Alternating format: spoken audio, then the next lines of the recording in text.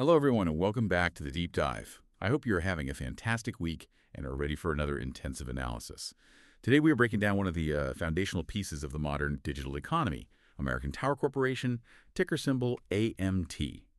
It is without question the premier digital landlord and operator of mission-critical communication infrastructure, really, on a global scale. Now, AMT is famous for its powerful competitive fortress, right? It's built on these long-term, non-cancelable contracts. But here is the central question we have to answer today, and it is a massive one. In a sustained high-interest rate environment, which we are clearly living through, is this capital-intensive business still the safe compounding haven we all remember? Or is the market actually correctly pricing in its heavy debt load, while, maybe fundamentally ignoring the structural tailwinds of data demand? That is the mission of this deep dive, to figure out if the debt is the danger or if those contracts are the compounding machine that wins out in the end. That is a particularly massive and, I think, timely question, especially given the recent volatility we've seen across all infrastructure assets globally. These businesses are just so sensitive to the cost of capital. And before we dive into the granular details of how this business is built, just a quick note for everyone listening and watching. Running a deep dive that requires this level of analysis and, well, modeling, it takes significant resources, and we are committed to keeping this content freely accessible. Exactly. And for those of you who want to act on the investment insights we discuss, whether it's buying global infrastructure like AMT or, trading complex international equities, you really need a professional-grade platform. We use Interactive Brokers, and we've partnered with them to offer our viewers a substantial stock bonus when they sign up and fund an account through our link. So you get a bonus to start or diversify your portfolio, and you directly support the channel's ability to conduct this kind of intensive research. At the same time, that link is conveniently placed right in the description below. That's right. And of course, if you find value in this kind of in-depth, no-fluff discussion, the best way to let us know and to ensure you don't miss the next one is to subscribe and like the video. It truly helps the channel grow. And if you have any questions at all regarding American Tower or any company we cover, please manifest yourself in the comment section. We always appreciate the deep Q&A from the community. Perfect. Now let's stop talking logistics and start talking business structure. Let's begin with pillar number one, the business model, and that competitive fortress that has made AMT one of the strongest names in modern real estate. When you strip away all the complexity, the international operations, the massive multi-billion-dollar balance sheet, the core business model of American Tower is remarkably simple, and that simplicity is often what makes it so powerful. They are fundamentally a digital landlord. A digital landlord. They own the vertical real estate, the steel, the concrete, the land under it, and they lease space on those physical structures to tenants. And those tenants are the giants we all know. In the U.S., it's, AT&T, Verizon, T-Mobile. But globally, it's this whole mosaic of major regional carriers and various broadcasters. Right. They install their crucial network equipment, antennas, dishes, radios, and they pay AMT a monthly recurring rent for that prime vertical space. It's basically commercial real estate. But instead of focusing on foot traffic like a mall, they're all about signal traffic. And the true elegance comes from the revenue engine. These are not shaky short-term agreements. We're talking long-term leases, typically spanning 5 to 10 years. So massive predictability. Tremendous revenue predictability and visibility, far into the future. But the real secret sauce, which you alluded to earlier, lies in the fine print of those contracts. The compounding feature, the escalators. That's it. The leases include built-in, non-negotiable annual price escalators. They're contractual mandatory increases. And in the United States, that rate is typically pegged around 3%, right? Sometimes it's linked to CPI in other places. Exactly.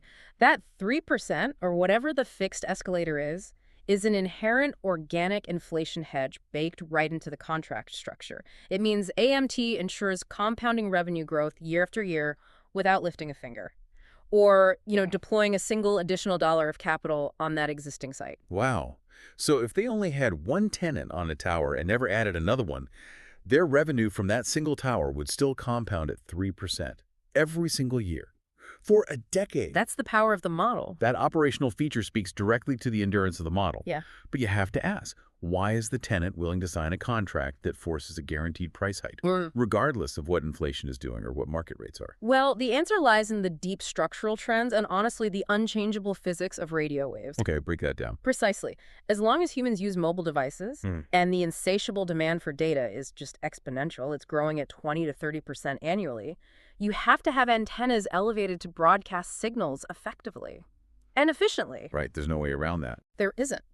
This structural demand, combined with the physics that necessitate elevated vertical infrastructure, ensures AMT's relevance for decades to come.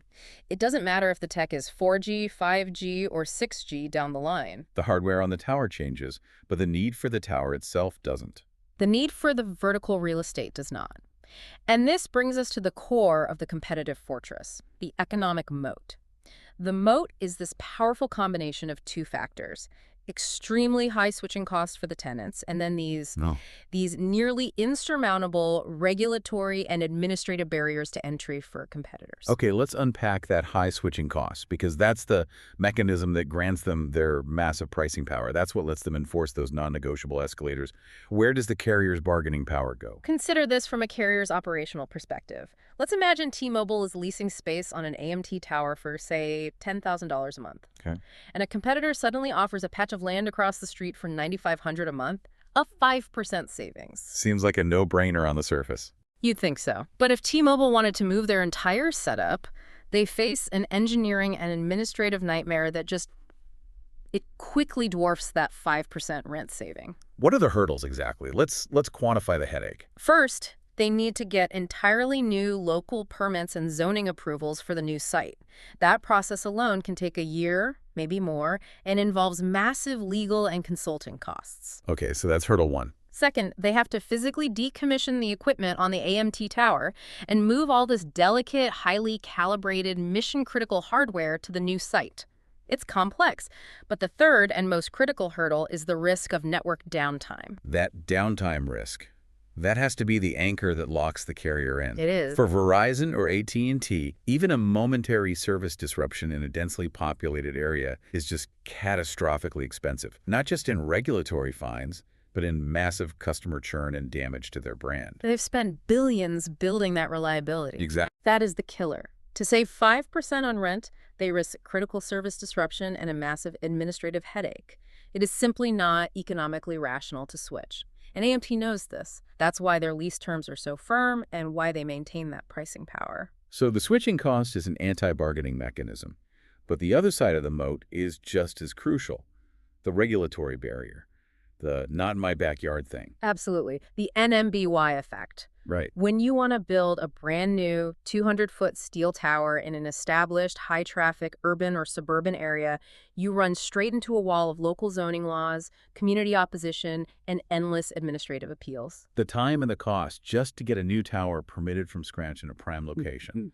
It makes the existing permitted tower an irreplaceable asset. It creates a localized monopoly. It really does. If AMT already owns the single existing permitted operational tower in a neighborhood that desperately needs capacity, they hold all the keys to coverage in that entire area. So the barrier to entry isn't just money. It's not just financial capital. No, it's regulatory capital, it's administrative patience, and it's political maneuvering, which few pure-play competitors can match on a local level. Now, what about the moat trajectory? Because we've seen some pretty significant carrier consolidation, right? Like the T-Mobile and Sprint merger. That effectively reduced the total number of potential tenants from 4 to 3. Doesn't that risk shrinking the moat by reducing the diversity of demand? That's a legitimate challenge, and the industry certainly felt a pinch immediately following those mergers, no question. However, the long-term view suggests the moat remains stable, if not actually widening, for the core macro towers. Why? How? Because while the number of potential tenants may decrease slightly, the regulatory difficulty of building new sites only ever increases. The supply of existing powers is finite, and the demand for data is, well, it's effectively infinite. So a merger that reduces competition between carriers often just increases their own density requirements, forcing them to lease more space on the remaining towers. You got it. This sounds like a textbook case for one of the most famous mental models in value investing, the one Warren Buffett loves. The toll bridge. American Tower is the quintessential example. Has to be. They own the critical structure that facilitates essential commerce wireless data transmission, And there are often no viable alternative routes for the signal in that specific geographic area. Carriers must pay the toll to cross the bridge to reach their customers because the signal has no other economic or regulatory path. So if the toll bridge analogy defines their pricing power, there's a second model that defines their compounding growth, the Red Queen effect. Mm. This is where the tenants, the carriers, are forced to keep running just to stay in the same place competitively, and AMT gets a free ride. And what's fascinating here is how the Red Queen effect translates directly into high-margin organic growth for AMT. Carriers are in this relentless arms race for speed and coverage. When 4G launched, it was primarily a coverage play. When 5G launched, the initial phase was also coverage. But the current phase, the high-value phase for AMT, is densification. And densification just means they have to pack more equipment onto the existing tower. Exactly. To deliver the promised 5G speeds and handle the massive influx of data sync, video streaming, cloud gaming, industrial IoT carriers can't just flip a switch. They have to increase network density. This forces them to constantly invest in newer, more powerful equipment. They're upgrading antennas, adding more radios, implementing new frequency schemes. All of that requires them to lease more space on existing AMT towers. So AMT doesn't have to spend a dime innovating the underlying technology. They just sit back and benefit from the carrier's necessity to spend massive amounts of capital just to keep up with each other and customer expectations. And that drives organic growth for AMT without them having to deploy the R&D capital. It is a truly exceptional form of operational leverage. We'll definitely get into that in the finance section. It's the ultimate passive income model based on necessity. The carriers run, AMT compounds. Okay. We've established the structural power of the macro tower model in the U.S. Now let's transition into Section 2 and talk about strategic positioning and global scale. Because this is where American Tower truly differentiates itself and, attempts to justify its historical premium valuation over competitors. Right. So if we look at the core competitive landscape, particularly in the U.S., AMT has two major direct rivals, Crown Castle, or CCI, and SBA Communications, SBAC. And their strategies have really diverged, haven't they, over the last half-decade or so? It gives AMT a unique flavor. They absolutely have. Crown Castle, for example, is heavily focused on the U.S. market, but their strategy has centered on building out this massive fiber and small cell network to complement their towers. Which sounds good, but has run into some trouble. It has. While fiber is crucial, that massive capital allocation shift has faced some pretty recent and heavy criticism from investors. The returns on that fiber investment have been slower, less predictable than the core tower business. It's led to a lot of pressure on their management and strategy. Which just proves that even if the business model is structurally sound, poor capital allocation can destroy shareholder value. Precisely. And on the other hand, you have SBAC, which is often characterized as a smaller, highly efficient, pure play tower operator. A very tight ship. They run a very tight ship, yeah, and are highly focused on maximizing efficiency within the traditional macro tower model. But AMT's unique advantage, the feature that separates them from both CCI and SBAC, is undeniable. It's the global scale and massive diversification. This is the key difference. Unlike CCI, which is almost exclusively focused on the domestic U.S. market, American Tower boasts a massive international footprint. We're talking substantial operations across Latin America, Europe, Africa, and crucially, India. Okay, so how does that global scale translate into a competitive advantage rather than just added complexity? Because operating in places like Nigeria and India, that introduces massive political and currency risk. It does, but it offers a dual strategic benefit. First, it diversifies currency and political risk to an extent, right? Poor performance in one region, say currency devaluation in Nigeria, can be offset by strong performance elsewhere, like 5G densification in Germany. Okay, that makes sense. But the real long-term power is the exposure to developing markets. The long runway. The long runway. Developing markets, like many nations in Africa and parts of Latin America, are still playing catch-up on 4G saturation, let alone 5G deployment. They are years behind the mature U.S. market. This staggered adoption schedule provides AMT with a significantly longer, high-growth runway than a U.S.-focused operator can access. It allows them to arbitrage the global stage of technological development. But the strategy isn't just global, it's also evolving spatially with that massive acquisition of CoreSite back in 2021. This wasn't just buying another REIT, this was an attempt to fundamentally change what American Tower is, a strategic move to create an interconnected edge ecosystem. This is where it gets really interesting and where the market might be missing the long-term value creation. By integrating data centers, the CoreSite assets, with their thousands of tower sites, AMT is evolving past a simple vertical real estate company into a distributed computing platform. So let's define edge for everyone listening. Why does proximity to the tower matter for computing? The need for edge computing is driven by latency, the delay in data transmission. Right. For most applications, like browsing social media, a little delay doesn't matter. But as technology advances toward autonomous vehicles, industrial IoT for factories, complex AR/VR experiences, remote surgery, data has to be processed instantaneously. You need ultra-low latency. And for that, you need the computers close by. Processing that data quickly requires the computing power to be physically located as close as possible to the user at the edge of the network. AMT now has the tower, which is the antenna site, and the localized data center from CoreSite that can host the computing required for those applications right there near the antenna. So they're essentially saying, we don't just host your antenna anymore. We can host the computing required for low-latency applications right here at the hub.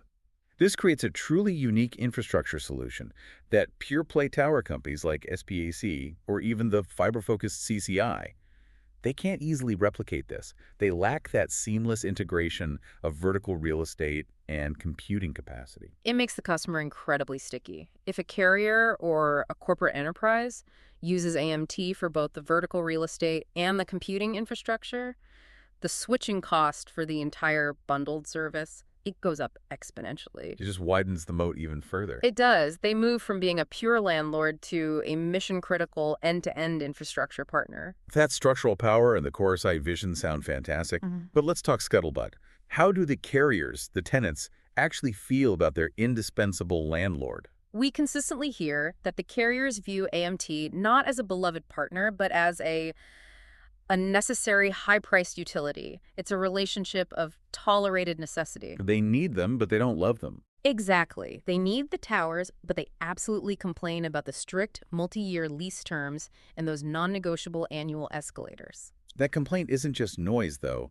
It's what drives strategic behavior. I mean, carriers are actively exploring alternative technologies like Open RAN or neutral hosting, precisely to reduce their reliance on the macro tower owner, to try and recapture some of that leverage. They are, no doubt. However, for now, they ultimately respect AMT's coverage reliability and density. The macro tower remains the non-negotiable backbone for mass coverage, regardless of the smaller cells that supplement it. So the operational reliability that AMT provides is worth the premium and the strict contracts. It seems so, yes. And what about the internal engine, the employees? Is this a high-octane growth environment, or is it a stable utility job?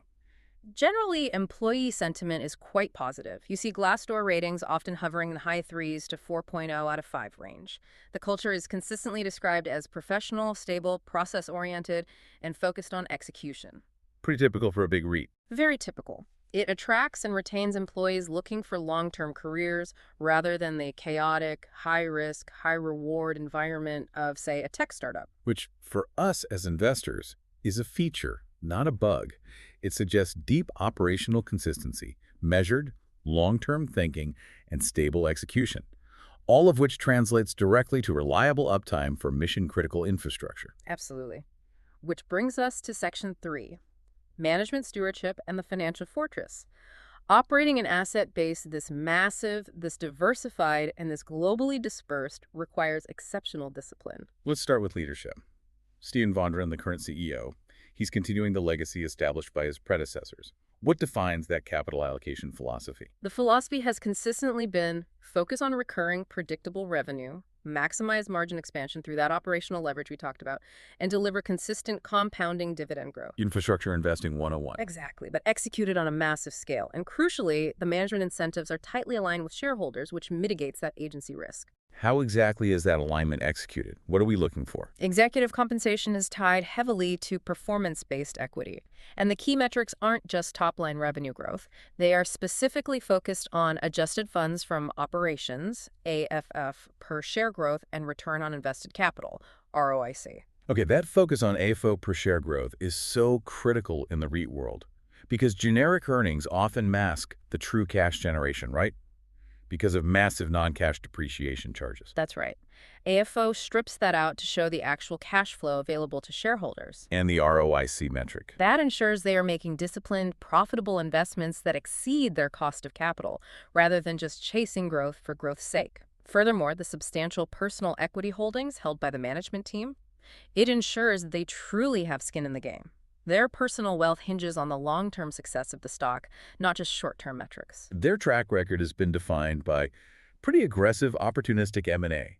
The massive Telxius acquisition in Europe, the CoreSite deal here, it suggests a history of empire building back when capital was cheap. It does. They were highly aggressive when interest rates were near zero.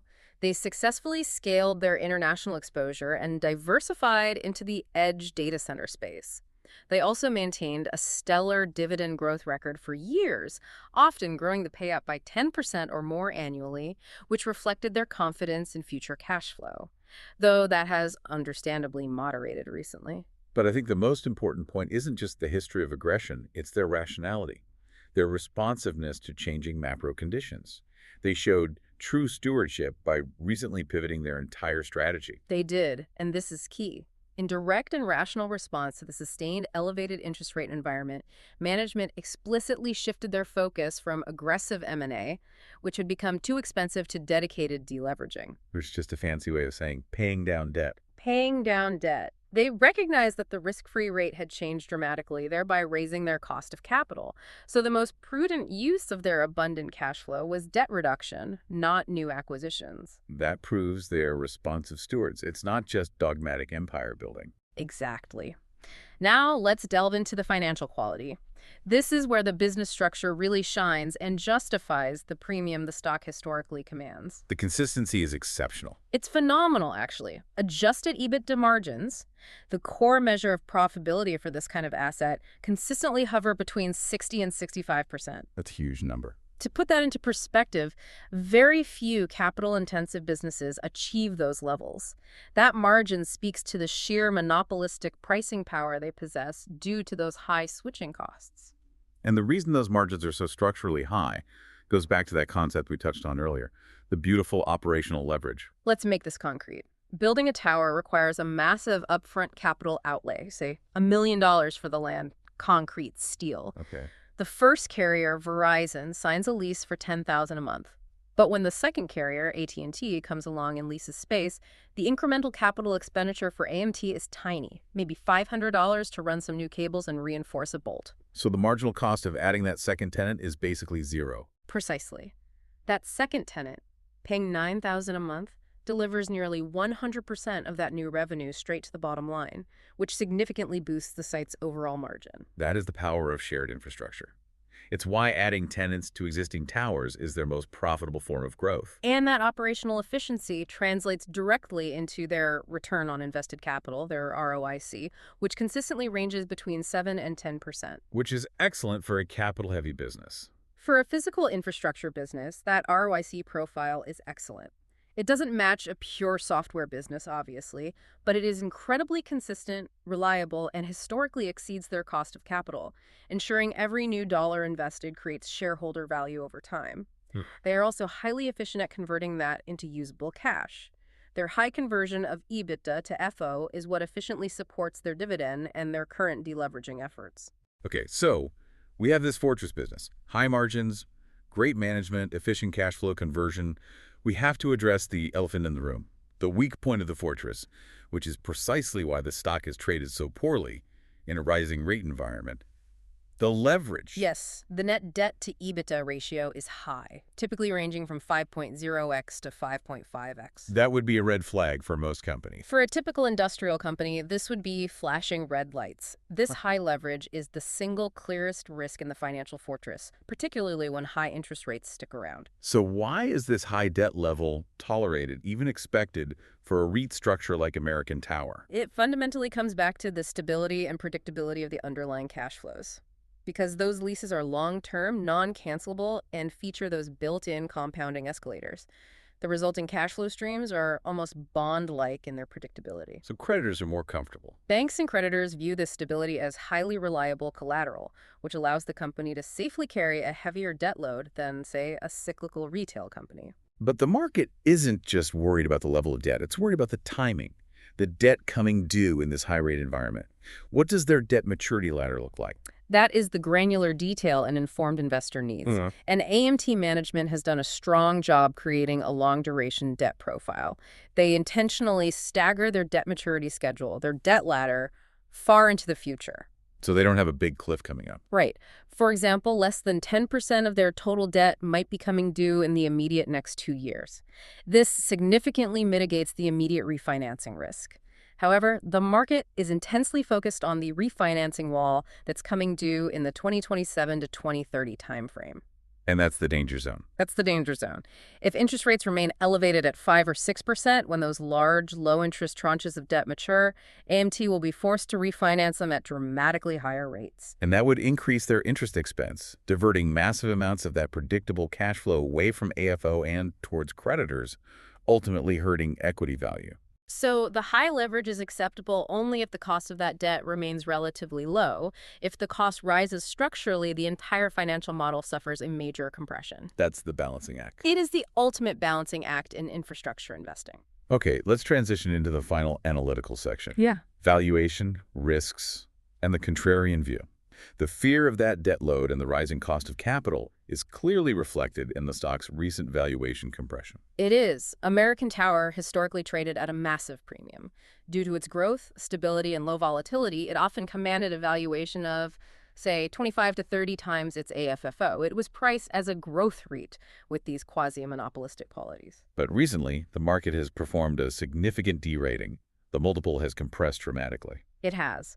The market is currently treating AMT less like a unique growth story and more like a traditional debt-sensitive bond proxy utility.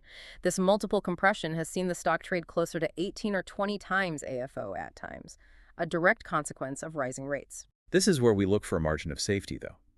If the business quality hasn't fundamentally deteriorated, this temporary macro-driven derating can create an opportunity. The opportunity lies precisely when the stock trades at that historical discount, that 18 to 20 times AFFO range. That is the window where you capture the market's fear of macro rate fluctuations while still investing in a business that structurally compounds at 3% plus organic growth.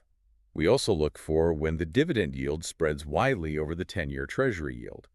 That indicates the stock is being sold off for fixed income substitution reasons. Exactly. Your entry price, as always, dictates your future yield and total return. If you bought AMT back in 2021 when it was priced for perfection at 35 times AFFO, your returns were subsequently crushed by the multiple compression, even if the underlying business performed perfectly well. Buying when the stock is depressed by that macro fear is the key. But we can't just buy on valuation. We need growth. Let's look beyond rates for a moment and focus on the primary engine that will drive future AFFO per share growth. Right. Growth engine number one is the specific stage of 5G deployment. The talking point on the street is that 5G is done, but that's entirely misleading for AMT. It is entirely misleading. The initial phase of 5G rollout was about simply covering a region. The current phase, and the one that drives AMT's highest margin growth, is, again, densification. Adding more gear. Adding more gear. Carriers need to install more sophisticated, powerful, and higher frequency equipment on existing towers to increase capacity and speed per square mile. This means they are constantly adding leases to existing, fully permitted assets, which, as we discussed, generates operational leverage that drops nearly all of that new revenue straight to the bottom line. This phase is just beginning globally. And growth engine number two relies on that global diversification we talked about earlier. Developing markets offer the structural long-term runway. We are talking about regions in Africa and parts of Latin America that have smartphone penetration and 4G saturation levels comparable to the U.S. in, the early 2010s. So they're a decade behind, which is a good thing for growth. It is. This delayed adoption means that even if U.S. organic growth slows slightly to 3 to 5%, the international segment provides years of reliable high-growth potential, often in the high single digits or even low double digits. So what are the immediate catalysts that could trigger a re-rating of the stock, get it back toward that historical 25x premium?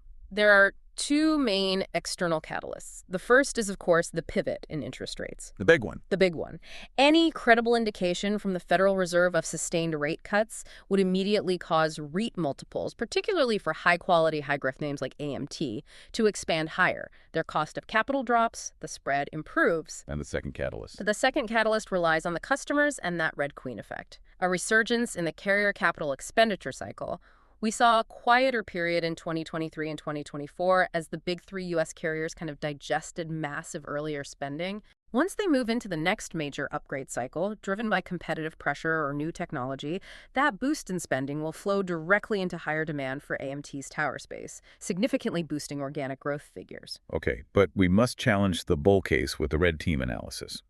What are the genuine permanent impairment risks to this thesis? The primary technological risk that we have to consider is obsolescence, specifically from non-terrestrial sources, low Earth orbit or LEO satellites like Starlink. The Starlink question. The theory is that LEO satellites with improving latency and global coverage could eventually bypass the traditional macro tower entirely, making it redundant. How genuine is that LEO risk, especially for AMT's most lucrative urban and suburban revenue streams? For high-density urban areas, the risk remains surprisingly low, at least for the next decade. The fundamental technological limitation of LEO constellations is capacity and spectrum reuse. A single tower uses massive dedicated spectrum licenses and can handle hundreds of thousands of users per square mile. LEO satellites simply struggle to match that capacity per square mile in densely populated, bandwidth-hungry environments. So they're great for rural areas, but they don't threaten the core urban profit center. Exactly. LEO is a genuine risk for AMT's rural revenue, but less so for the core density regions. What about the risk of carriers just building their own smaller infrastructure, like small cells on light poles? That is the secondary technological risk, ubiquitously cheap small cells. Carriers are definitely exploring this. However, those small cells typically complement the macro tower, they don't replace it. The macro tower is still required to anchor the coverage and backhaul the data traffic. Plus, even small cells require permitting, and that administrative headache remains AMT's core competency. But the single biggest risk to the equity value, the one that can cause a decade of zero returns, is the one we started with: sustained high interest rates. Let's deep dive into that consequence one more time: the financial physics risk. As a highly debt-heavy infrastructure business, AMT relies absolutely on refinancing its debt cheaply and regularly to maintain a positive spread between its ROIC and its cost of capital. If the cost of capital rises dramatically, meaning if rates remain in the 5 to 6% range for a decade, preventing cheap debt refinancing, the entire equation flips on its head. The ROIC spread gets crushed. It gets crushed, and a disproportionate amount of their extremely stable, predictable cash flow must be diverted to servicing interest payments rather than being reinvested for growth or returned to equity holders. If the interest payments eat up the cash flow, the compounding engine stops working for shareholders. This brings us to the importance of second-level thinking. We know the surface-level market consensus right now. What is it? And what's the deeper contrarian reality? The current market consensus is simple and highly pessimistic. It's basically, sell AMT, it's a pure bond proxy, and interest rates are high. Also, 5G coverage deployment is mostly finished, so the growth story is fundamentally over. That is the narrative driven purely by the macro environment and that initial 5G rollout phase. But the market might be missing two key, deeply structural facts that define AMT's future. Exactly. The first is the long-term strategic evolution, the CoreSite synergy. The market is still treating AMT as a traditional, plain vanilla tower company when it is clearly evolving into a distributed computing platform. That data center integration allows it to capture substantial value further up the networking stack, which makes it far more complex, but also potentially far more valuable in the long term. It's not just a landlord anymore. It's not. And the second fact goes back to the stage of the 5G deployment, which challenges that growth is over narrative. The contrarian reality is that 5G is not done. It's merely entering its most profitable phase for AMT.